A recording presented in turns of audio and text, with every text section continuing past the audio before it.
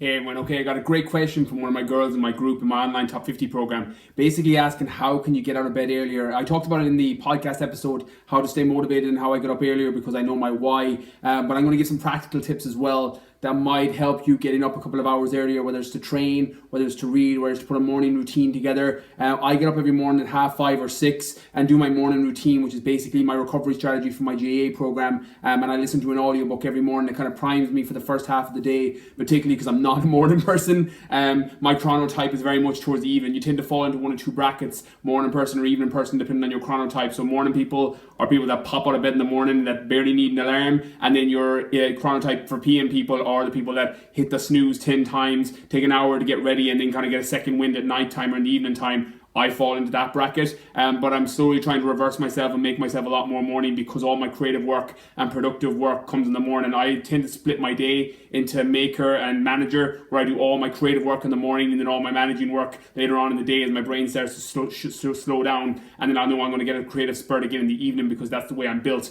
So little practical tips that have supported me. So this video, if you're a morning person, this video is not going to support you. If you're an evening person, you struggle to get out of bed in the morning, this video is for you because I am in your bracket.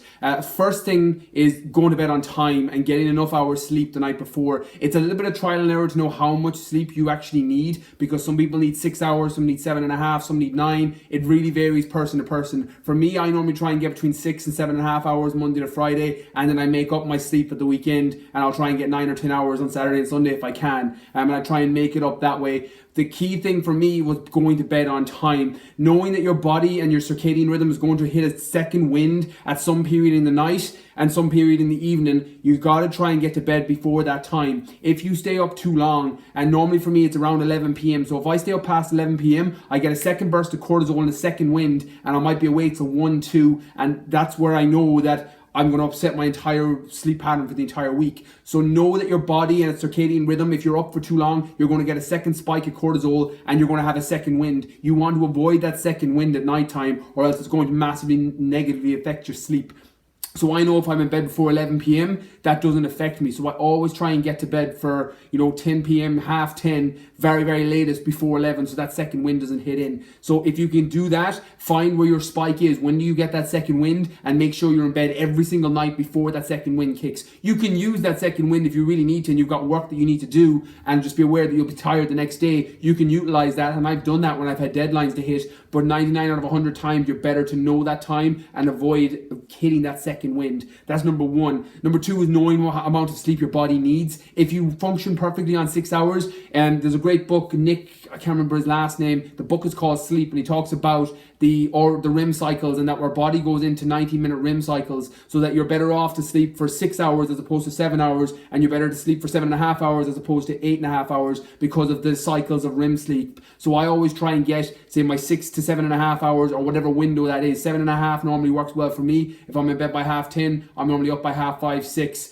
depending on the time and how it falls. So my advice would be to find what your body is working in optimal. If you function great on 6 hours, then stick with 6 hours. If you need to go to 7.5, trial that. If you need to go to 9, trial that and see what works for you, and then double down on that. So now you know that you're going to hit a cortisol level at some point in the evening. You know that you need 6 hours or 7.5 hours or 9 hours to function great the next day.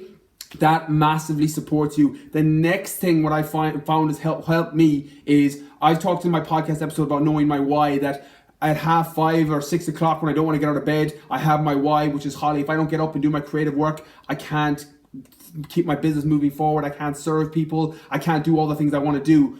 But that doesn't help at 5:30 when the alarm goes off. So what I found has helped me is, I've got one of those alarm clocks, the SAD light alarm clocks, where it mimics daylight, and it gradually starts to bring up what mimics the sun. So it's like an alarm clock that mimics the sun. I think they're SAD lamps, they're called. They're about €90, 70 to €90, and that works amazingly well. So what it does is, I set it at 5 o'clock. It starts to gradually get lighter and lighter and lighter until it's mimicking the sun. And when it goes off at 5:30, your room is nearly completely lit up. I found that has helped me, as opposed to rolling over on dark mornings where you just want to hit the snooze alarm. That, and then the last thing that I'll offer that has supported me is having a morning routine in place. Getting straight up and going to work and getting, frantic and reactive from the first minute will not make you want to get out of bed. I have a morning routine that I do my stretching, I do my recovery, my myofascial release, my trigger point tension, and I have an audio book or a program that I'm listening to, something that's moving my business forward, moving my personal development forward, moving my physiological and biomechanical knowledge forward, stuff that interests me, and I listen to that first thing, so it means I have something to look forward to when I get up in the morning, as opposed to just going downstairs, eating my breakfast and going off to work.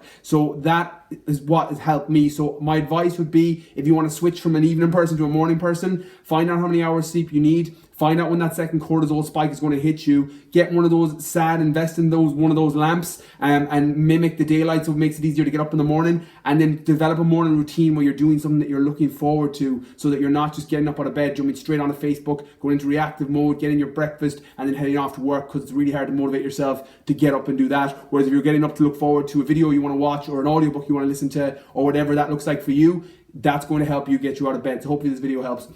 So if you're watching this on YouTube, please like and subscribe. If you're on Facebook, I'll be replying to comments for the next 24 hours. So hopefully you found value in this. Catch you guys soon.